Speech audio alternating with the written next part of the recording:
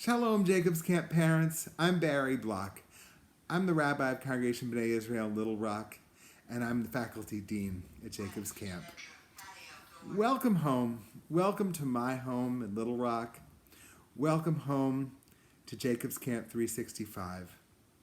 And welcome home. You're stuck at home, and your kids are stuck at home. And none of us is certain how long we're all going to be stuck at home together. It's a tough situation. Many of you are working full time and also trying to be your kids' teachers, or maybe if they're a little older, supervise them and making sure that they're doing their thing on online school. That can't be easy at all. Moreover, not knowing how long it's going to last means we don't know whether we're going to be able to shout and to hear "Welcome home" at those gates on Morrison Road in Utica this summer. It's a tough time. A few words from our tradition. Rabbi Joel Mosbacher articulated that our approach to dealing with this pandemic should be based on three principles. I'm going to add a fourth of my own. The first is pikuach nefesh, is saving a life. We have to do this social distancing. It's no fun, nobody's idea of a good time. We've got to be really careful about it. We've got to impress it upon our kids. We know and need to remind our kids, they've heard it at Jacob's Camp, there's no mitzvah higher than saving a life. 2, al tifros min hatzibur. Pirkei Avot teaches us, do not separate yourselves from your community. Now that sounds like an ironic message to give right now. We're forced to be physically separated from our communities. But that's why Jacob's Camp 365 exists, is to connect us to one another at a time when we can't physically be together. And there are so many other ways in which it's important for you as parents and for your kids to stay connected. More, not less, of those FaceTime conversations between your kids and their camp friends that may seem like they've taken over your life sometimes.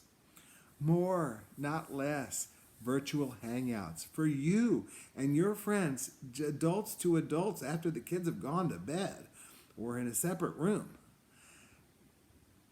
Grab a drink, whether it's a Coke or something stronger, and grab the iPad or the phone and get on FaceTime with a friend or a whole group of friends. Be together with community at this time when you're separated. Go to services. Your congregation's probably streaming, and if not, another one that you love is. Don't separate yourself from your community. 3rd, chesed, compassion. If you have the capacity, if you're healthy and not in a vulnerable population, you may be able to buy groceries for somebody who's in a more vulnerable population, do their shopping, pick up their prescriptions. But even if you don't want to go out, and you can't go out, you can make phone calls to people who are alone. Let's do what we can to raise compassion at this difficult time. The 4th value I'd like to add is anava, humility. And you may wonder, what in the world would humility have to do with this particular situation? Here's the deal. It seems to me that as parents, you're being asked a whole lot right now. Most of you to do your jobs full-time from home, and also to supervise your kids at home full-time. Humility is, in the Musar tradition of Judaism, Jewish ethical discipline, humility is taking up no more than your space, but also no less than your space. So to step forward and say, what is my role in this situation? And not to overstep it, of course, but also not to underfill your role. And when things become overwhelming, when things are too much, step back and do a little less. Take care of yourself during this pandemic. Eat right, exercise, make sure you're okay.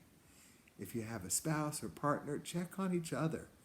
Make sure you're okay so that you can be there for yourselves, for your children, and for your community, even if it may be at arm's length. Try to keep up the optimism. Let's all hope that when June comes, that we will be welcomed home to Jacob's Camp. And if that's not meant to be, then let's look for other ways to be our wonderful camp community. Thanks for being you, Jacob's Camp parents. Shalom.